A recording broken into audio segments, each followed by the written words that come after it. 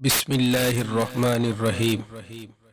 ابو جعفر حداد رحمۃ اللہ علیہ فرماتے ہیں کہ میں ایک مرتبہ ایک قافلے کے ساتھ تھا جو بصرہ سے بغداد کی طرف جا رہا تھا۔ قافلے میں ایک شخص تھا جو نہ کھاتا تھا اور نہ پیتا تھا۔ میں نے اس سے پوچھا کہ تم کون ہو؟ کہنے لگا میں عیسائی ہوں۔ میں نے پوچھا کیا وجہ ہے کہ تم کھاتے پیتے کچھ نہیں ہو؟ اس نے کہا کہ میں متوکل ہوں، یعنی میں نے اللہ تعالیٰ پر توکل کیا ہوا ہے۔ میں نے کہا میں نے بھی اللہ تعالیٰ پر توکل کیا ہوا ہے۔ اس کے بعد اس نے کہا کہ توکل علی اللہ کا تقاضا یہ ہے کہ ہم یہاں نہ بیٹھیں اور نہ قافلے والوں کے ساتھ رہیں۔ قافلے والوں کی رفاقت اور کھانے پینے میں ان کی اعانت پر بھروسہ کرنا توکل علی اللہ کے خلاف ہے۔ ابھی تھوڑی دیر کے بعد یہ لوگ کھانا کھانے کے لیے مل کر بیٹھیں گے۔ ہمارے پاس تو کچھ کھانے کے لیے ہے نہیں، بس لا محالہ یہ لوگ ہمیں بھی کھانے میں شرکت کی دعوت دیں گے اور بلائیں گے، بس قافلے والوں کے طعام اور ان کی اعانت کی امید پر یہاں رہنا اور ان کے ساتھ سفر کرنا توکل علی اللہ کے خلاف ہے۔ اسی لیے آئیے ہم دونوں قافلے والوں سے الگ ہو کر ان کی اعانت کے بغیر جنگل اور بیابانوں میں سفر جاری رکھتے ہیں۔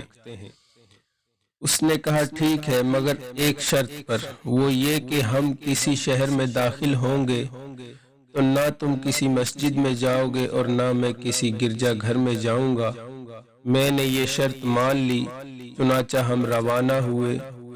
چلتے چلتے رات ہم ایک بستی میں پہنچے، وہاں ہم ایک جگہ بیٹھ گئے۔ تھوڑی دیر کے بعد ایک کالے رنگ کا کتا منہ میں روٹی اٹھائے ہوئے آیا اور آ کر روٹی اس عیسائی کے پاس رکھ دی۔ عیسائی نے ساری روٹی خود کھا لی اور میری طرف اس نے ذرا بھی توجہ نہ کی اور نہ مجھے کھانے کو کچھ دیا۔ پھر ہم مسلسل 3 دن اور 3 راتیں چلتے رہے۔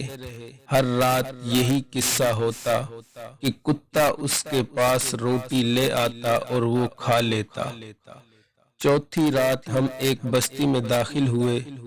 میں نماز مغرب ادا کرنے کے لیے کھڑا ہوا، اتنے میں ایک شخص آیا۔ اس کے پاس ایک بڑی رکابی میں کھانا اور لوٹے میں پانی تھا۔ اس نے مجھے السلام علیکم کہا۔ جب میں نماز سے فارغ ہوا تو میں نے اس کے سلام کا جواب دیا۔ اس نے وہ کھانا اور پانی میرے سامنے رکھا۔ میں نے اسے کہا کہ آپ یہ سب کچھ اٹھا کر اس دوسرے آدمی کو دے دیں۔ میں پھر نماز میں مصروف ہو گیا۔ جب میں نماز سے فارغ ہوا تو وہ عیسائی کھانے کی رکابی لے کر میرے پاس آیا اور کہنے لگا میں مسلمان ہونا چاہتا ہوں کیونکہ تمہارا دین میرے دین سے بہتر ہے۔ پھر اس نے پڑھا اشہد ان لا الہ الا اللہ و اشہد ان محمدً عبدہ و رسولہ۔ میں نے پوچھا کہ تمہیں یہ کیسے علم ہوا کہ اسلام بہتر دین ہے؟ اس نے کہا مجھے میرا رزق مجھ جیسے ایک کتے کے ذریعے پہنچایا جاتا رہا۔ کتا ایک نجس جانور ہے اور تمہارا رزق ایک نیک پاک انسان کے ذریعے تمہیں پہنچایا گیا۔ نیز میں سارا کھانا خود کھا جایا کرتا تھا، تمہیں اس میں سے کچھ بھی نہیں دیتا تھا، اور تم نے جذبہ ایثار کے تحت یہ کھانا مجھے دے دیا اور خود کچھ بھی نہ کھایا، حالانکہ تمہیں یہ کھانا 3 دن کے بعد ملا تھا۔ اس لیے مجھے یہ یقین ہو گیا کہ تمہارا دین بہتر، اعلیٰ اور افضل ہے۔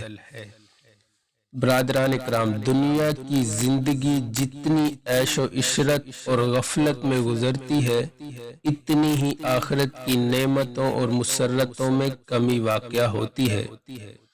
روایت ہے کہ صحابہ رضی اللہ عنہم اجمعین پر جب اللہ تعالیٰ نے نعمتوں اور مال و دولت کے دروازے کھول دیے اور انہیں رزق فراخ نصیب ہوا تو وہ رویا کرتے تھے اور غمگین ہو کر فرمایا کرتے تھے کہ ہمیں ڈر ہے کہ یہ دنیاوی نعمتیں اور مالی راحتیں کہیں ہمارے اخروی اجر و ثواب میں کمی کا موجب اور نقصان کا سبب نہ بن جائیں۔